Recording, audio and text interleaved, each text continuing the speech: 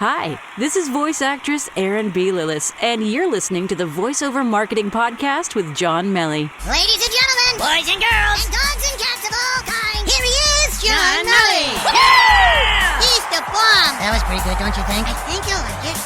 Thank you, Erin. That's a nice smile in her voice, isn't it? Erin B. Lillis, thank you for that intro. Hey there, it's John. Thanks for spending some time with me today. This is episode 72 of the Voiceover Marketing Podcast. And, it's funny. I'm sitting here in my comfortable but not overly ostentatious studio, and people keep walking by, and I think that they're going to say hello, but they walk by because I have this big glass door. And what do they instantly do? They look and see me, but then they look instantly down to the floor to see if Zoe the Wonder Dog is here with me today. And she's not. And people look, they don't see her, and then they keep on walking. They kind of just give me a quick grin and move on with their day. But, you can be assured that if Zoe the Wonder Dog were here, that it would be like, oh, can I come in and say hello? Hello, sweetie. Hello, precious. And of course, I'm being fresh because I talk to Zoe that way as well. Yeah, it's not about me. It's all about the dog, and I know it, and I'm perfectly fine with it. Anyway, got some good stuff to talk about. I got a lot of good feedback on last episode, the importance of place, where you market, your marketplace. And today I want to talk about price. Now, you've heard me talk about price in previous episodes as a positioning tool, how you're perceived based on the prices that you quote for projects and how people perceive you in the marketplace, how you value your time and your services. Today I want to talk about the opposite of that. I want to talk about how the price that you set or the fees that you charge impact your perception of your services going into a project. So let me share with you an experience, and this is how my life and times is fodder for this podcast. So my father-in-law recently moved, and he moved into an apartment that had some recent work done to it. They had replastered walls and painted and redone the hardwood floors and all of that. So we wanted to have a cleaning company come in and clean all that stuff up, get all the dust off of everything and the windows for him to come in. Just, we wanted to put furniture in. We didn't want the furniture to get all dusty, etc. Didn't want to be breathing in all that dust. So we had a cleaning lady come in, and she gave us a great price. We were really surprised at the price. It was that great. We're like, wow, okay, if you'll do it for that, then you could do it 3 times. I don't remember what it was, but it was from what we thought it would be, it was much lower than we expected. And we were there. We were working on other things while they were cleaning up the different rooms in the house. We thought they were going gangbusters. They finished up their cleaning, and as they were leaving, we paid them, and we got a couple of business cards from them because they said, hey, look, we're always looking for referrals, and maybe you folks can use us for a weekly cleaning or once a month cleaning or what have you. We do housekeeping, etc. We thought about it. Ann and I are both very busy. We thanked them. They left, and then we went back in the apartment to continue setting things up, and we started to notice things like the corners of the windows weren't cleaned, and there was some dust on the windowsill. Go behind one of the doors to the bedroom, and they hadn't swept or mopped the floor behind the door. They just kind of did the room, and they weren't very thorough. And room to room, window to window, door to door, floor to floor, etc., we started to see these things. And all of those things accumulated to us thinking, not the best job. Remember, we were surprised at the quote that she provided us to clean the apartment. We'll set that aside. Now I want to share another story with you that happened recently. So a year ago, I know that's not recent, but bear with me. A year ago, I got a new storm door for the back of our house, and we used that door. You don't miss what you got till you lose it. Well, our storm door got thrashed in a recent windstorm. The house behind us had a tree come down and take out their power. Another tree went down in the park across the street, and our storm door caught the wind, and it just thrashed around while we weren't home. And it's wrecked. So I need to get a new storm door. Well, I bought this storm door a year ago, and it's a nice storm door. It's made in the USA. That's important to me. It's high quality. It's mitered corners, because you can go to one of the big box stores and buy a storm door for a couple $100, but then you got to install it. Now, I'm pretty handy. I don't do electricity or plumbing, but if it involves cutting, sawing, nailing, gluing, what have you, I'm pretty handy. But doors, they need to be true. They need to swing right. They need to be placed and hung the proper way. And it's something that gets a lot of use, so I wanted to make sure that it got done correctly. So I was either going to have to buy the door at a box store and then find a contractor who could do the work, or I found this place that specializes in doors and windows and storm doors. And lo and behold, they actually install them. I've used this example before. I want to go with somebody who does what they do all day, every day. Sometimes I'll be that weekend warrior where I will do it yourselfer kind of thing. If it's within my skill set. If it's a chore kind of a thing, I'm not interested in it. If it's a hobby kind of a thing and I've got the time, yeah, okay, I'll play around with that. But a storm door, I just want it to get done and work and close properly and keep the wind out. I've got 2 or 3 points I want to make in today's episode, and then I want to coalesce them all into one thought behind pricing and your attitude about pricing and your attitude as a result of your pricing. And I need to talk about what I have decided to call low price-itis, because the sales experience where I bought this storm door was indicative of a problem that I think we're facing as a result of wanting things for next to nothing and looking for the cheapest price. Now, I'm not here to say that you should be frivolous with your money. You should be sure that what you're investing your money in is worth that investment and it's going to give you a lifetime of use. I had looked up online storm doors reviews. I had done some research. I said, I want a good storm door because we get a lot of wind where I live. So I found a manufacturer, and then I found a place that sells that product and got excellent reviews. And that's what I wanted. I wanted to pay for the product from a place that was going to give me good service and back it up. And they have. But the sales process was, the guy said it was going to be like $500 for the door and then another $100 or so to have it installed. $600. Well, that's not very far off from the $200 some odd that I was going to pay for a cheaper storm door and a $300 installation fee plus parts. I'm looking at it. I can get a higher quality door and have somebody come and install it for me. Or I could get a cheaper quality door and have who knows who come and install it for me. I went with the former.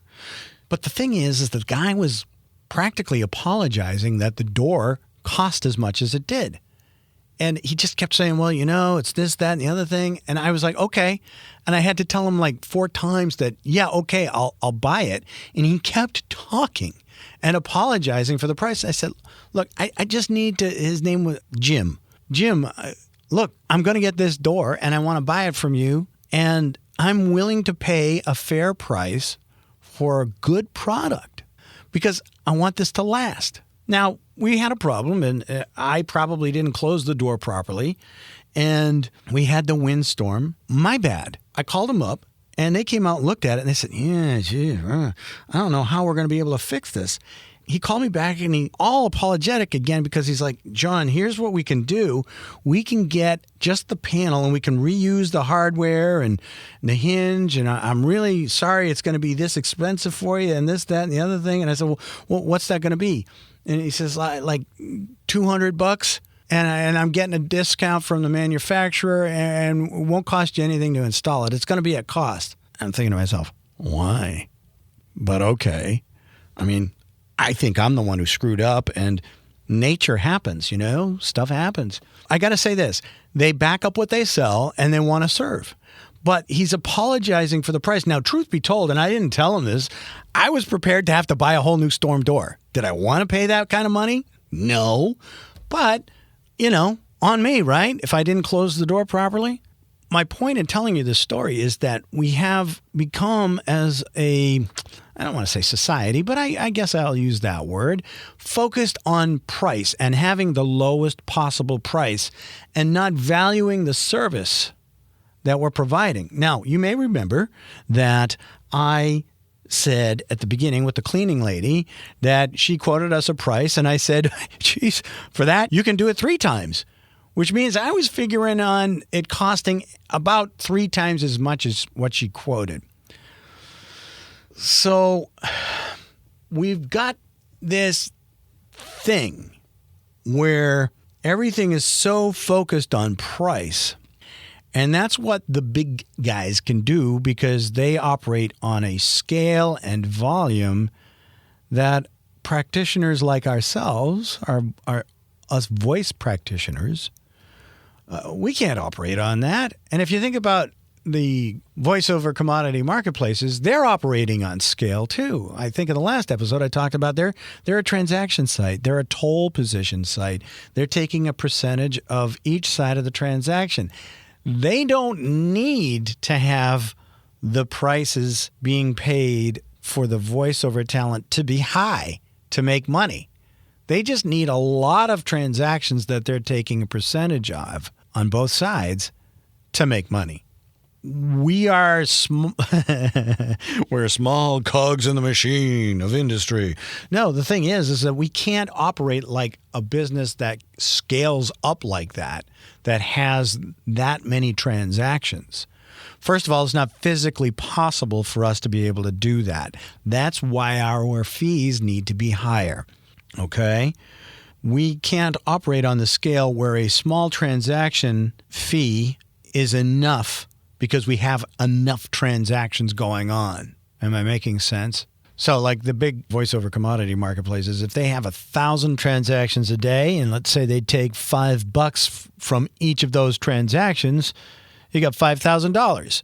You multiply that by 365 days a year, you got almost a $2 million, $1.8 million business right there. That's scale working for you.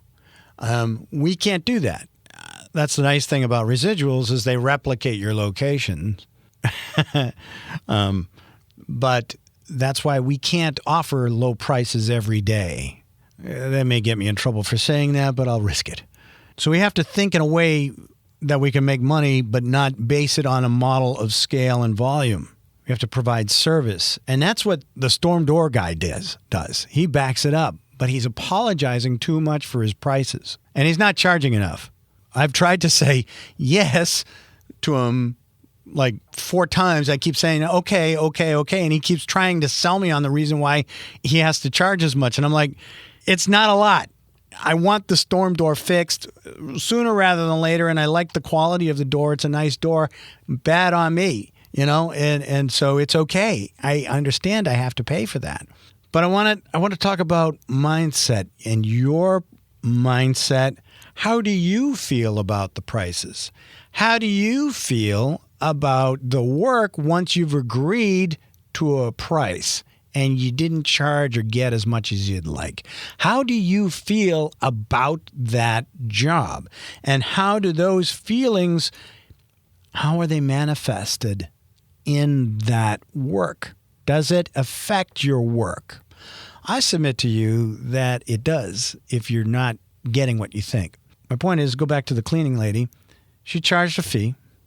She did the work. But she's probably in the back of her head on some level saying, I'm only getting $200 for this job. So I'm just going to go through it and get through this as fast as I can because I'm only getting X.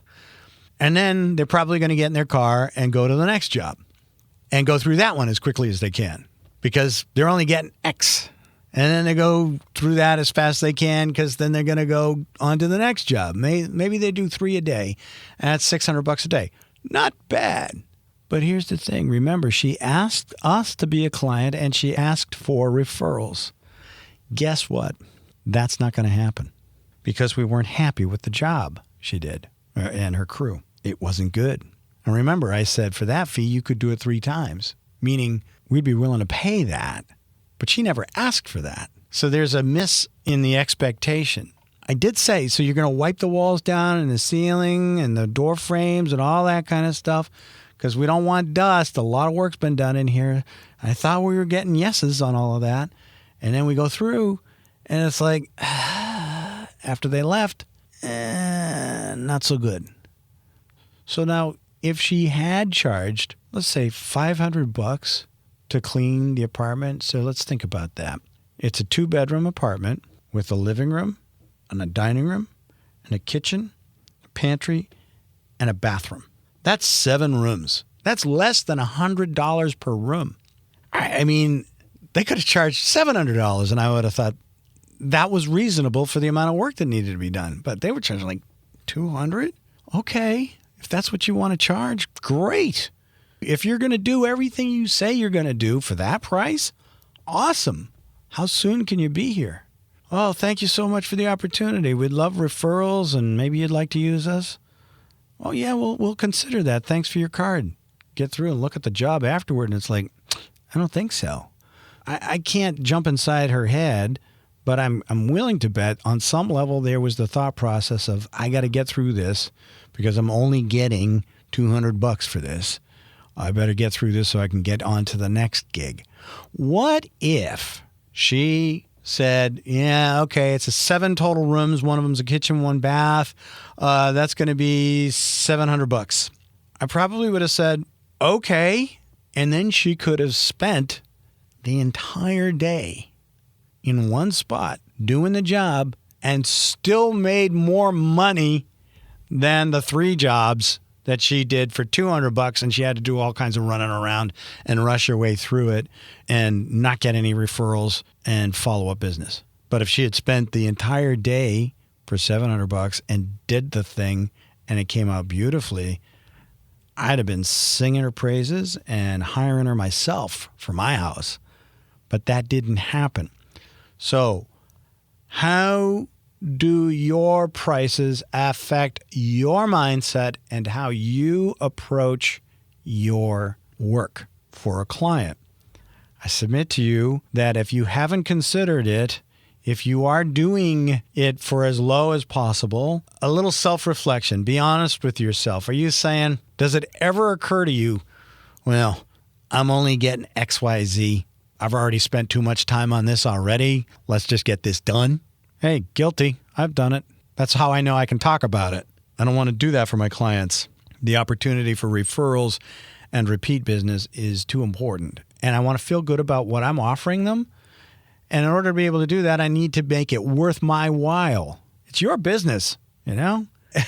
I've quoted Dan Kennedy a lot of times, and he says, people will say, oh, yeah, my clients drive me crazy. And he said, well, whose fault is that? You went out and got them. You want good clients, people who want to work with you and pay you what you think you're worth. I want to talk about one other thing that frequently comes up in business, and it indirectly relates to price, but it more directly relates to the mindset thing that I'm talking about, and that is barter. Have you ever been offered barter? Like, I'll do this for you if you do this for me. And I've done that, and I have stopped doing that years ago because I found, even for myself, that if I was working on a project for barter and getting something of value in return, it was at the time that it was agreed to, both sides agreed, hey, this is a fair exchange of value.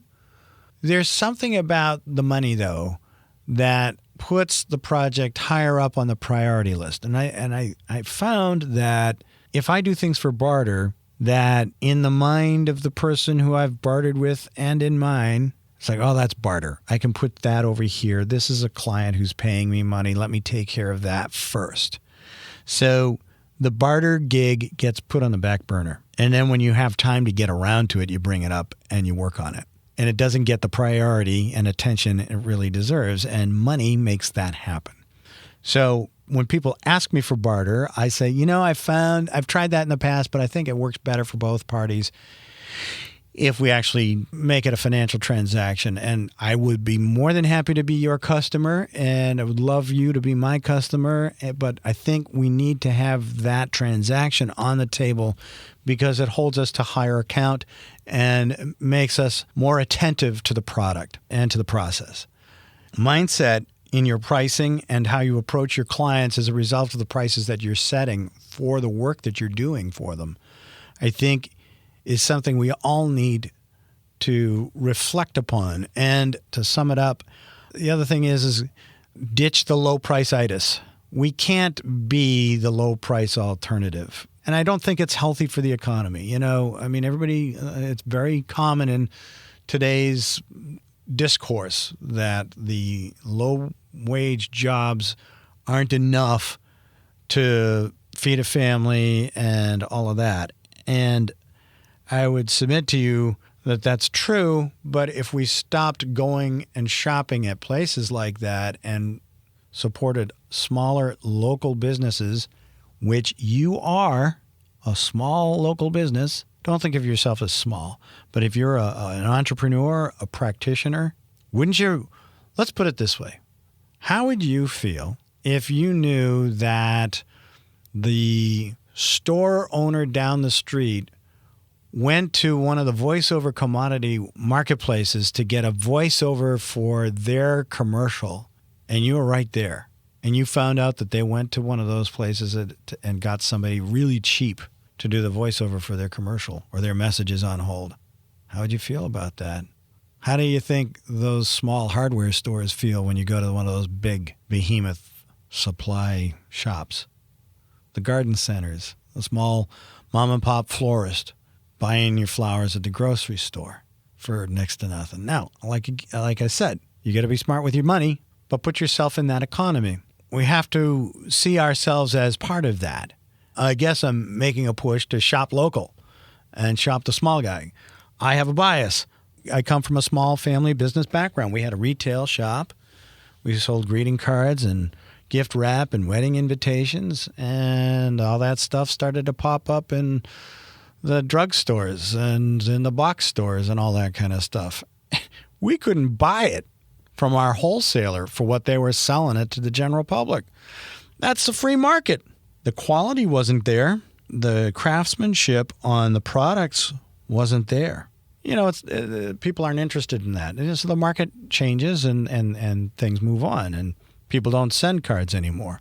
They send online greetings with graphic image files. And if that's what people want, that's what they want. That's what the market wants. That's fine. You have to adjust. We adjusted.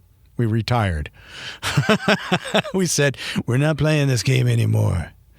That's real. But think about how you fit into all of that. And it's also a great place to look for business in your local community. Anyway, those are my thoughts. Think about how your prices affect your approach to your work.